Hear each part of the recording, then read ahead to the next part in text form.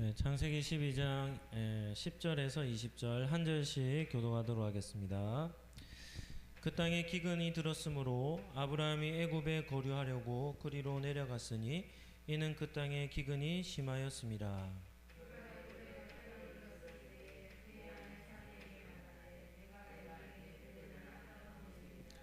애굽 사람이 그대를 볼 때에 이르기를 이는 그의 아내라 하여 나는 죽이고 그대는 살리리니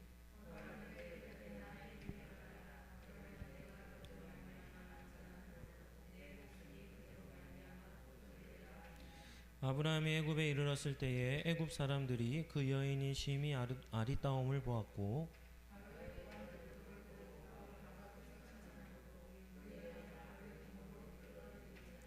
이에 바로가 그로 말미암아 아브라함을 후대함으로 아브라함이 양과 소와 노비와 암수 나귀와 낙타를 얻었더라.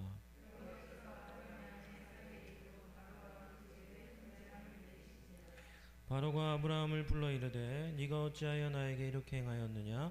네가 어찌하여 그를 내 아내라고 내게 말하지 아니하였느냐?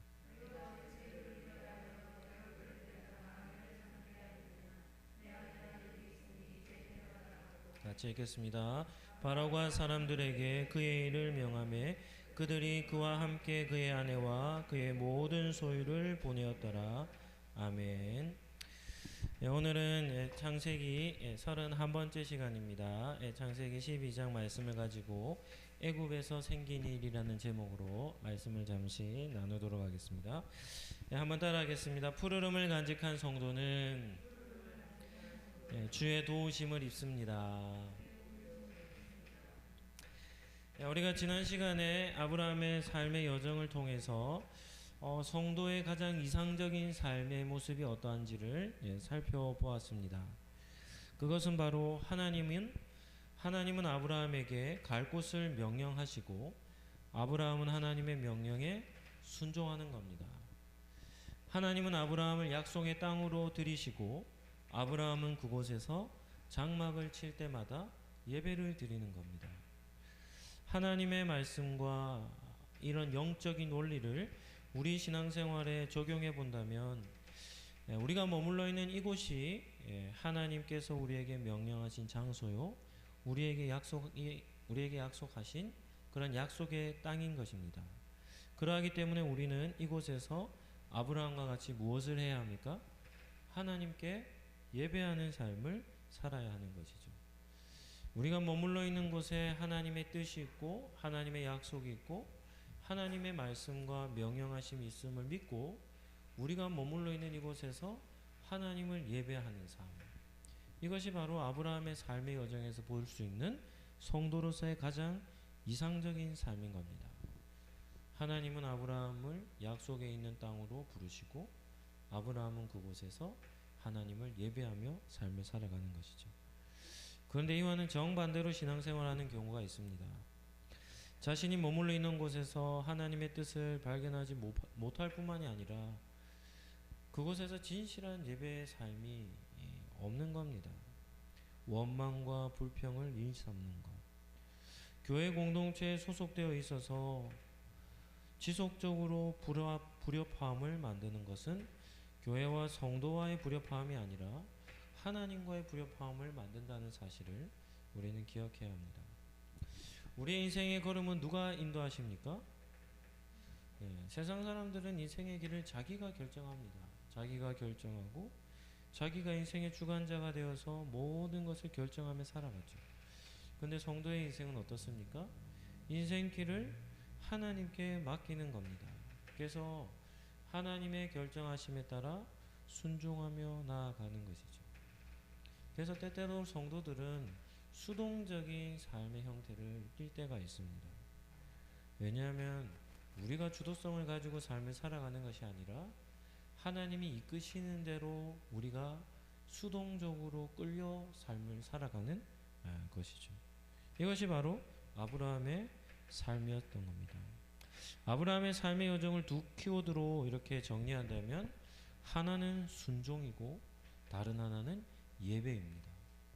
하나님께서 말씀하시면 순종하고 그리고 그곳에서 하나님을 예배하고 아브라함의 인생의 여정을 기록하고 있는 창세기 12장은 매우 은혜로운 그런 말씀이죠. 1절에서 9절까지의 말씀이었습니다. 오늘은 이어서 창세기 12장 10절부터 살펴보면 아브라함의 삶에 찾아온 위기가 있습니다.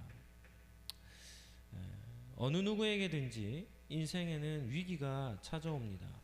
이것은 세상 사람들에게만 있는 게 아니라 성도들에게도 여전히 언제나 일어날 수 있는 것이죠. 그래서 인생의 여정은 어떤가 하면 업다운이 계속 반복됩니다. 잘 되는 일이 있는가 해서 기뻐했다가도 순간적으로 생각지도 못한 어려운 일들을 만나 다시금 인생이 곤두박질 치기도 하고 또다시 은혜를 입어 또 영적 컨디션이 좋아지기도 하고 해서 업다운이 계속해서 있는 것이죠. 오늘 시작하는 본문 10절에 보면 그 땅에 기근이 들었으므로 아브라함이 애굽에 거류하려고 그리로 내려갔으니 이는 그 땅에 가나안 땅 약속의 땅에 기근이 심하였습니다. 아브라함에게 찾아온 위기는 기근입니다. 기근. 이거는 자연적인 현상이죠. 여기서 우리가 한 가지 기억해야 할 것은 한번 따라 하시죠. 약속의 땅에도 기근이 임합니다. 가나안 땅은 하나님의 약속이 있는 땅 아닙니까? 그런데 그런 약속의 땅에도 뭐가 임합니까? 기근이 임합니다. 기근이 임하죠. 우리가 사는 시대의 심각한 문제 중에 하나가 지구온난화 아닙니까? 이산화탄소 배출이 급격하게 증가함으로 인해서 지구가 점점 데워지는 겁니다. 지구의 대기 온도나 전체 온도가 한 2도 3도만 돼도 사람이 못 산다고 하죠. 그러니까 이 자연이 얼마나 질서정연해야만 어떻습니까? 생명체들이 살아갈 수 있는 겁니다. 지구의 전반적인 온도가 한 2도 3도만 돼도 이 세상에 살아갈, 지구상에 살아갈 생명체가 없어져 버리는 거죠. 그러니까 얼마나 큰 은혜입니까? 지구의 역사를 대충 한 6천년으로만 본다 하더라도 6천년 가운데 이 작은 지구 행성의 온도가 현상을 계속 유지하고 있다. 이것만 해도 기적이 아니겠습니까? 그럼에도 지금은 개발로 인해서 지구온난화가 전 세계적으로 일어나고 있죠. 그로 인해 어떤 일들이 나냐면 어떤 지역에는 이전에 찾아볼 수 없었던 폭우가 쏟아져서 나라의 국토의 3분의 1이 물에 잠기기도 하고 어떤 지역에는 극심한 가뭄으로 인해 땅이 심하게 다 갈라질 정도입니다. 홍수 피해가 크겠습니까? 가뭄의 피해가 크겠습니까? 어떤 피해가 더 크겠습니까? 둘 다 큽니다. 홍수 피해도 어마어마하지만 가뭄의 피해도 어마어마합니다. 어느 것이든 자연재해가 일어나면 살아갈 소망이 사라져버릴 정도로 우리의 삶에 엄청난 막대한 피해를 끼치는 것이죠. 그런데 그러한 일이 약속의 땅에도 발생한 겁니다. 창세기 12장 10절에 보면 어떤 기근이라고 합니까? 약한 기근이 아닙니다. 어떤 기근입니까? 심한 기근입니다. 심한 기근이니까 그 땅에 먹을 것이 있겠습니까? 없겠습니까? 땅이 완전히 메말라 버린 것이죠. 아브라함은 주업이 무엇이었습니까? 가업이 무엇이었습니까? 목축업이죠. 그런데 땅이 메말라 버려서 가뭄이 심한 가뭄이 들면 아브라함의 가산에 어떤 피해가 끼치겠습니까? 목축업을 할 수 없는 상황이 이른 겁니다. 그의 가업에 치명적인 영향을 끼쳤겠죠. 이러한 상황으로 인해서 아브라함은 애굽으로 내려가기로 결정을 하는 겁니다. 애굽은 나일강이라고 하는 큰 강으로 인해 이런 가뭄 피해가 없는 그런 아주 살기 좋은 땅이었죠. 그래서 가뭄의 피해가 없는 애굽으로 내려가기로 결정한 겁니다. 우리 성도님들은 아브라함이 애굽으로 내려가는 것을 결정하는 이런 장면에서 어떤 것들을 느낍니까? 대부분의 설교자들은 이 제목에서 아브라함의 판단과 결정을 좀 비난합니다. 이유가 무엇일까요? 아브라함 극심한 가뭄으로 인해 애굽으로 내려갈 때 하나님께 엽죽지 않았다. 그냥 자기가 결정해서 내려갔다는 거예요. 또 어떤 사람들이 이렇게 해석합니다. 아무리 기근이 심하대도 약속의 땅을 떠나면 됩니까? 안 됩니까? 아무리 기근이 심하대도 약속의 땅을 떠나면 안 되었다라고 주장하죠. 뭐 충분히 그러한 해석들을 할 수 있다고 봅니다. 그런데 중요한 것은 이겁니다. 이러한 아브라함의 판단에 대해서 하나님의 평가가 어떠한가 하는 것이죠.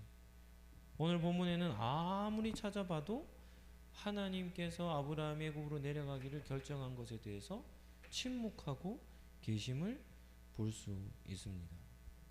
창세기 26장에 이삭이 애굽으로 내려가려 할 때 그때도 기근이 있었거든요. 그럴 때 하나님은 이삭에게 가지 말라 합니다. 막으시죠.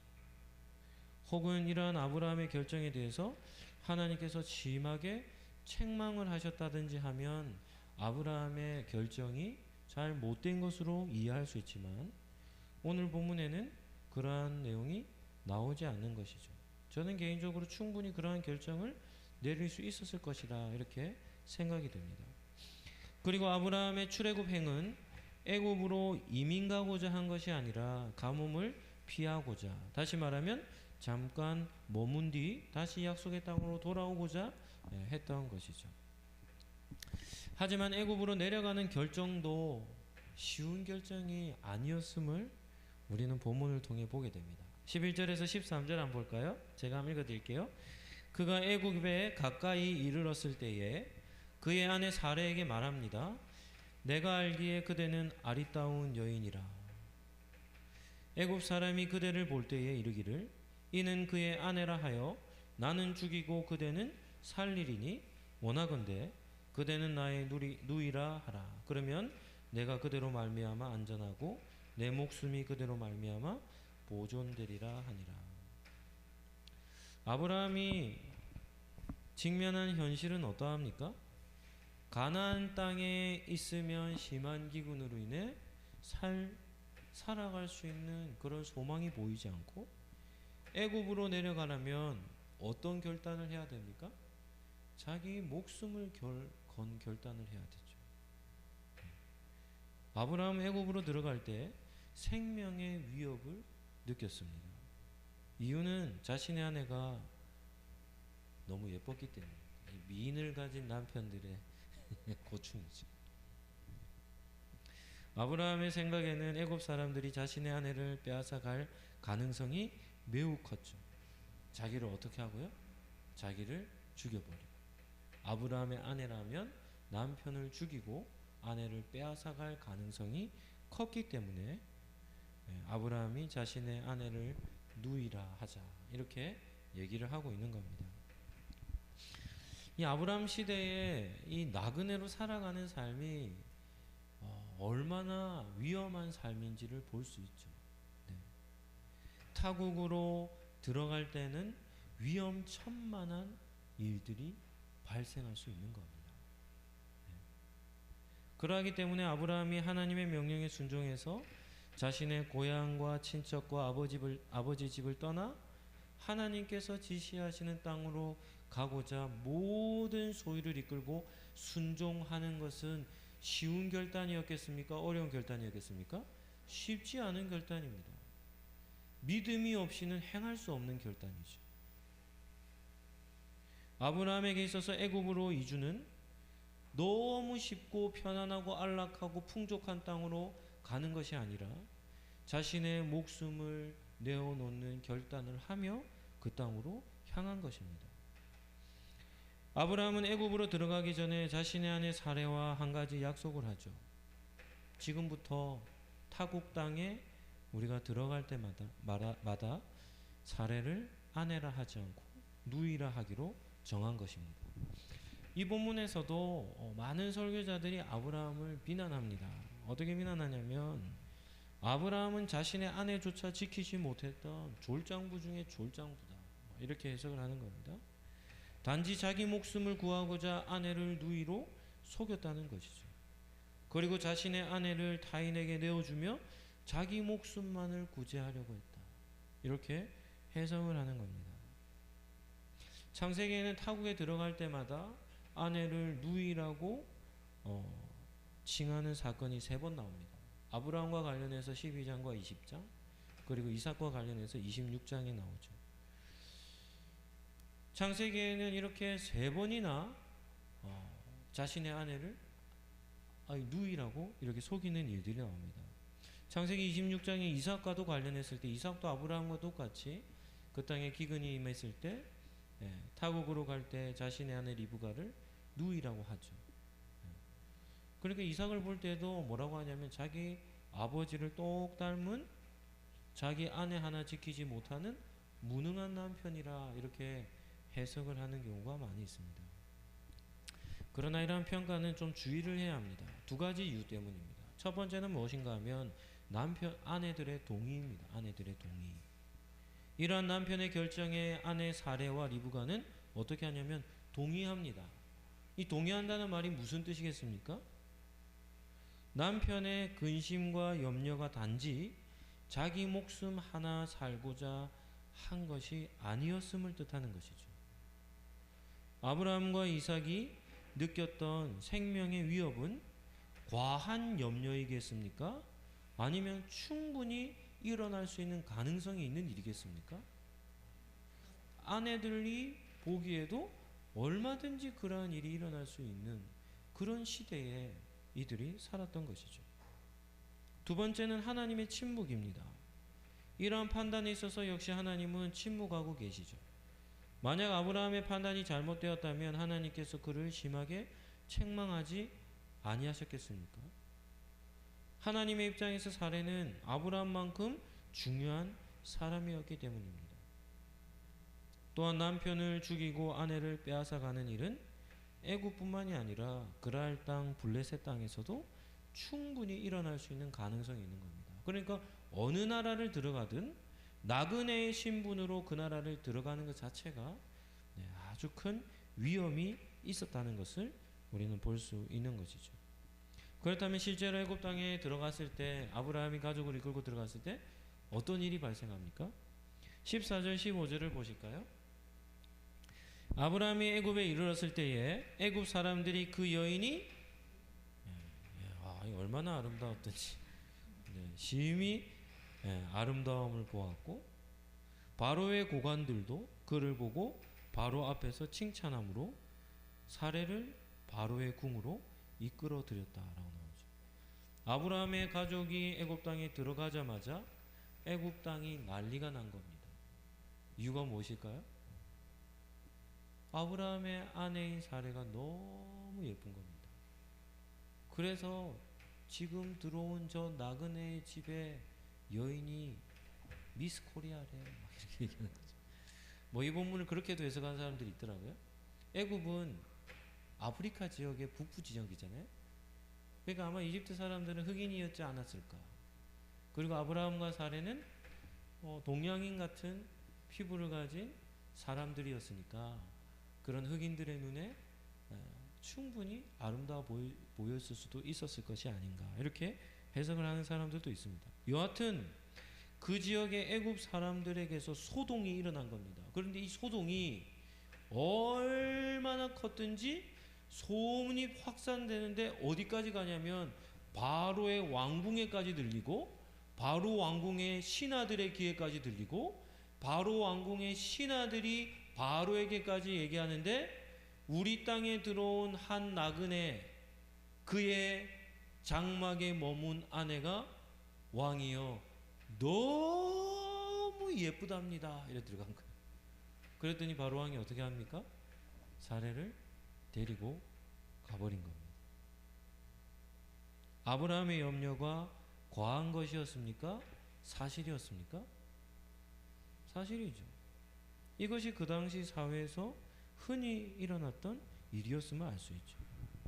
애굽이라는 강국의 왕이 사레를 데려가겠다고 하니까 나그네 신분이었던 아브라함은 어떻게 할 수밖에 없습니까?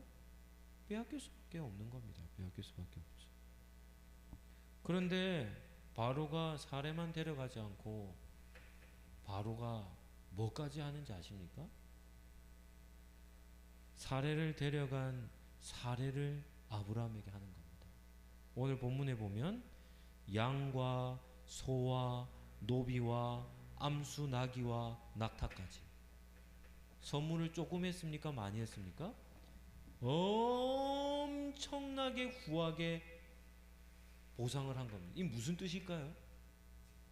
무슨 뜻이겠습니까? 그냥 사례를 잠깐 데려가는 게 아니라 뭐 한다는 겁니까? 자신의 후궁으로 삼고자 완전히 자신의 소유가 되고자 왕궁으로 데려가고 그 사례로 많은 보상을 아브라함에게 보상을 한 것이죠. 그러니까 그냥 빼앗긴 게 아니라 다시는 볼 수 없을 것처럼 빼앗긴 겁니다. 아내를. 이것이 바로 아브라함의 한계였죠. 아브라함은 더 이상 어떤 것도 할 수 없었던 겁니다. 그런데 이제 오늘 본문의 하이라이트는 세 번째 주제입니다. 한번 따라하시죠. 보호하시는 하나님. 오늘 본문에서 가장 은혜로운 말씀이 17절입니다. 17절. 이런 말씀은 우리가 별표를 좀 쳐놔야 할 말씀입니다. 제가 한번 읽어드릴게요. 여호와께서 아브라함 아내 사레의 일로 바로와 그의 집에 뭐합니까? 어떤 재앙을 내립니까? 큰 재앙을 내립니다. 그냥 재앙이 아니라 어떤 재앙을 내립니까? 큰 재앙을 내리시는 거죠. 아브라함의 가정에 닥친 큰 위기를 하나님께서 적극적으로 개입하셔서 해결해 주시는 본문의 내용이 나옵니다. 창세기 12장 10절에서 16절까지 우리가 앞에서 살펴봤듯이 아브라함이 애굽행으로 결정을 내릴 때에도 아내인 사레를 누이라고 하자고 결정할 때에도 하나님은 단 한마디도 간섭하지 않으셨습니다. 그냥 침묵하고 계셨죠. 하나님께서. 그런데 바로가 사레를 데리고 가자마자 그 일로 인해서 하나님이 바로와 그의 집에 큰 재앙을 내리신 겁니다. 이것은 무엇을 보여줄까요? 하나님께서 아브라함의 처지를 잘 알고 계셨습니다. 그 문제는 아브라함이 해결할 수 없는 문제셨음을 아셨다는 것을 뜻하는 거겠죠. 오늘 본문에서 우리가 한 가지 기억해야 될 게 있어요. 그게 뭔가 하면 자신의 아내 사레를 빼앗긴 아브라함의 반응입니다. 오늘 본문에는 사레를 빼앗기고 큰 보상을 받은 아브라함의 반응이 나옵니까? 안 나옵니까? 나오지 않습니다. 아브라함이 기도를 했다든지 이런 반응이 본문에 나오지 않아요. 아브라함의 가정사의 가장 큰 위기가 아내 사레를 바로에게 빼앗긴 것이 아니겠습니까? 그럼에도 불구하고 아브라함이 하나님께 바로의 손에서 자신의 가정을 구원해 달라고 자신의 아내 사레를 다시금 돌아오게 해달라고 기도하는 내용이 전혀 나오지 않습니다. 이 말은 아브라함이 하나님께 도움을 요청하지 않았음에도 하나님께서 어떻게 하신 겁니까? 적극적으로 개입하시는 겁니다. 적극적으로. 아내를 잃은 남편이니까 어떻겠습니까? 그야말로 절망의 바닥을 치며 대성통곡하며 아브라함이 장막에 머물러 있지 않았겠습니까? 아브라함의 가정에 발생한 위기는 단지 아브라함의 한 사람의 가정의 위기만을 뜻하지 않습니다. 하나님께서 이렇게 적극적으로 개입하신 데는 분명한 이유가 있죠. 아브라함의 가정의 위기는 곧 하나님 나라의 위기요 하나님의 구속사의 위기를 뜻하기 때문입니다. 하나님의 구속사적 관점에서 볼 때 아브라함 가정에서 가장 중요한 요소가 한 가지 있는데 그것이 뭐라 했습니까? 사레의 태입니다. 사레의 태는 아브라함이 아닌 다른 어느 누구도 건드릴 수 없는 절대적인 가치가 있는 태입니다. 어설프게 건드렸다가는 그냥 끝나버릴 거예요. 이유가 무엇입니까? 하나님께서 아브라함의 씨와 사라의 태를 통해 온 인류를 구원할 메시아를 그의 혈통에서 보내시고자 인류 역사 속에 아브라함만 믿음의 선조로 뽑힌 것이 아니라 아브라함의 아내인 사레의 태도 온 인류 가운데 거룩한 태로 하나님이 구별하신 여인이 사레입니다. 그렇기 때문에 사레에게 손을 댄다? 어떤 일이 나겠습니까? 하나님이 보시기에 하나님의 역사 속에 그보다 더 큰 배은망덕은 없는 것이죠.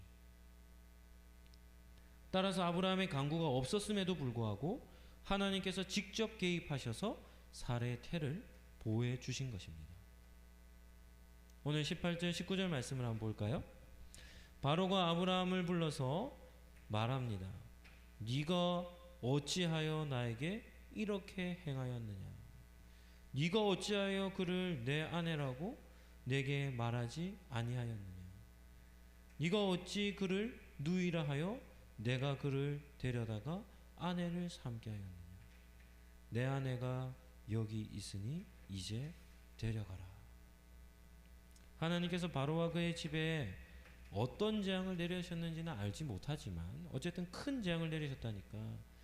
하지만 그 재앙으로 인해서 바로 왕이 하나 발견한 게 깨달은 게 있었어요. 그게 뭐예요? 아, 이 여자는 아브라함의 누이가 아니라 뭐라는 겁니까? 아내였다는 사실을 깨닫게 된 겁니다. 그래서 이 바로 왕은 아브라함을 불러서 호되게 책망을 하죠. 그리고는 사레를 다시금 아브라함의 품으로 돌려보내는 모습을 볼 수 있습니다. 말씀을 정리하도록 하겠습니다. 오늘 본문에서 우리는 무엇을 깨달을 수 있습니까? 첫 번째는 하나님의 명령을 따라 순종하며 약속의 땅에 머문다 할지라도 그곳에서 얼마든지 극심한 어려움을 만날 수 있다는 사실을 기억해야 합니다. 순종하여 그곳에 도착하였는데 왜 이렇게 큰 어려움과 위기를 주십니까? 그렇게 할 상황이 얼마든지 일어난다는 겁니다. 우리 한국교회에서 최초의 순교사였던 토마스 선교사님이 여기에 해당되지 않을까 싶습니다. 24살 젊은 나이입니다. 지금 생각하면 24살이면 정말 어린 나이 아닙니까? 24살 그 어린 청년이죠. 결혼한 지도 얼마 안 됐지 않겠습니까? 영국 땅에서 중국으로 선교를 하려 거룩한 결심을 하여 선교하러 중국 땅에 이릅니다. 그런데 중국 땅에 도착해서 얼마 시간이 지나지 않아 아내를 잃어요. 이런 일이 일어나는 겁니다. 젊은 날 주의 나라와 복음을 위해 헌신하겠다고 머나먼 타국 땅인 중국 땅에 와 복음을 전하겠다고 그 땅에 도착했는데 얼마 되지 않아 아내가 병들어 죽어버립니다. 그러니까 이 토마스 선교사님이 얼마나 낙심했는지 모릅니다. 가장 큰 동력자요 지지자였던 아내가 죽어버린 겁니다. 그리고는 그러한 어려움 속에 있다가 조선인들을 만나요. 그리고는 중국 땅이 아니라 조선 땅을 향한, 한국 땅을 향한 선교의 비전을 품습니다. 그리고는 배를 타고 대동강변에 첫 발을 내딛죠. 그런데 첫 발을 내딛는 순간 고대하고 기대하며 한국 땅, 조선 땅에 복음을 전하겠다고 첫 발을 내딛는 순간 몇 자국 디디지도 못하고 목이 베어 순교합니다. 이해가 안 되지 않습니까? 조선 땅을 향하여 선교한 일은 토마스 선교사님이 한 가지 했습니다. 그게 뭔가 하면 자기의 향해서 칼을 들고 있는 그 사람에게 성경책 한 권 전해준 것이 조선 땅을 향한 선교사에게 전부였습니다. 순종하며 선교의 결단을 하며 중국 땅에서 아내를 잃고 조선 땅을 향한 꿈을 주셔서 조선 땅을 향하여 선교지에 발을 내딛는 순간 그는 목이 베어 순교하게 되는 겁니다. 그럼에도 한국 교회사를 공부해 보면 그 성경책을 받아간 사람이 성경책 종이가 귀한 시대였으니까 종이가 너무 질이 좋아서 집에 와서 도배 벽지를 말라죠. 그래서 누워서 벽에 붙어있는 글을 읽다가 예수님을 믿게 된답니다.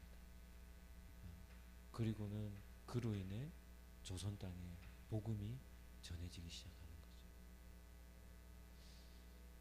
순종하며 나아갈 때 형통함의 복도 있지만 순종하며 가나안 땅에 이르렀을 때 큰 기근을 만날 수도 있는 겁니다. 너무해 보인다 할지라도 크신 하나님의 계획 속에서는 그러한 헌신과 희생이 또 다른 많은 열매를 맺게 되는 것이죠. 기독교 역사 2000년 역사 속에 한국에서 일어난 부흥의 역사는 어느 나라에도 없습니다. 어느 나라에도 없습니다. 기적 같은 일이 이 땅에서 일어난 것이죠. 우리는 순종한 그곳에서도 얼마든지 어려움을 당할 수 있다는 사실을 기억해야 합니다. 그럼에도 푸르름을 간직하는 상록인이라면 그런 어려움 속에서도 하나님의 뜻을 끝까지 쫓아 순종하며 살아야 할 줄로 믿습니다. 두 번째는 우리의 한계 위에 하나님의 은혜를 구해야 합니다. 아브라함은 어떻게 해서든 자기의 목숨과 가족을 보호하고자 했죠. 하지만 자신의 지혜와 역량으로는 역부족이었습니다. 바로 왕 앞에서 아내를 빼앗길 수밖에는 없었던 것이죠. 하지만 이런 아브라함의 한계 지점이죠. 대성통곡하고 절망하고 살 소망을 잃어버린 그러한 지점에서 무엇을 경험합니까? 하나님의 도우심을 경험하는 겁니다. 그는 기도로 강구할 힘조차 없었지만 하나님은 그것과는 무관하게 적극적으로 개입하셔서 사레와 그의 가정을 보호해 주신 것입니다. 오늘 본문에서 바로 왕이 아브라함을 호통할 때 아브라함이 다시금 애굽의 바로 왕궁에 불려갑니다. 불려갈 때 어떤 생각을 가지고 갔을까? 어떤 마음이었겠습니까? 왜 바로 왕이 나를 부르는가? 뭐 복잡한 생각이 다 들었겠죠? 사례가 이실직고를 했는가? 가보니까 바로 왕이 성이 엄청 나 있는 겁니다. 얼굴에 막 화가 막 가득 차 있는 것이죠. 왜 저렇게 화가 나 있는지, 도대체 바로 왕궁에서 무슨 일이 일어났는지, 혹시 내가 죽는 것은 아닌지, 별의별 생각이 바로 왕 앞에 섰을 때 다 났겠죠. 그리고 바로 왕의 입에서는 호된 책망이 이어집니다. 그런데 가장 마지막에 무슨 말을 합니까? 내 아내를 데리고 가라 라는 말이 들리는 겁니다. 다시는 못 만날 줄 알았습니다. 다시는 아내를 보지 못할 줄 알았습니다. 그런데 어떤 일을 합니까? 하나님께서 사례를 아브라함의 품으로 돌려보내주시는 겁니다. 그는 그의 하나님의 보호하심에 대해 온몸의 전율을 느끼지 않았겠습니까? 오늘 예배를 드리신 우리 상록교회 성도님들, 인생의 한계를 만나는 그곳에서 눈을 들어 하늘을 보시기를 축복합니다. 우리의 한계점은 하나님의 능력을 경험하는 지점이 되기 때문이죠. 아무리 생각해도, 아무리 주변을 둘러봐도 도무지 해결할 방법이 없는 그 지점에서 하나님은 우리를 위해 일하시며 우리를 보호해 주시는 겁니다. 그렇기 때문에 끝까지 순종하는 삶을 사는 것밖에 없습니다. 우리의 인생의 길이 주의 뜻 아래에만 있다면 우리의 삶 속에는 우리가 강구할 힘조차 없다 할지라도 우리가 하나님의 뜻 안에만 머물러 있다면 하나님은 우리를 위해 얼마든지 일해 주신다는 겁니다. 한번 따라하도록 하겠습니다. 푸르름을 간직한 성도는 주의 도우심을 입습니다. 네, 주님께서 도와주시는 그런 은혜가 있기를 예수님 이름으로 축복합니다.